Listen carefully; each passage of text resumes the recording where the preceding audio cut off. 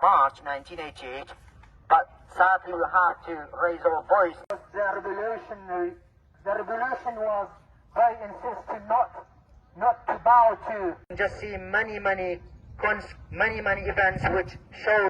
We're here today to commemorate هەڵەبجە chemical gas attack which happened in 1988 by regime, Saddam Hussein regime. Symbol of chemical gas attack against Halabja in 1988. Why is these are all questions why the Kurdish people are left alone in the Middle East? More than 3-4 accents or dialects, sorry.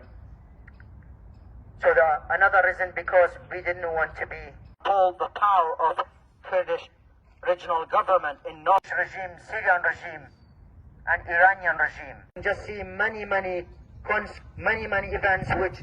That's how tragic it is in the Middle East. There is no journalism.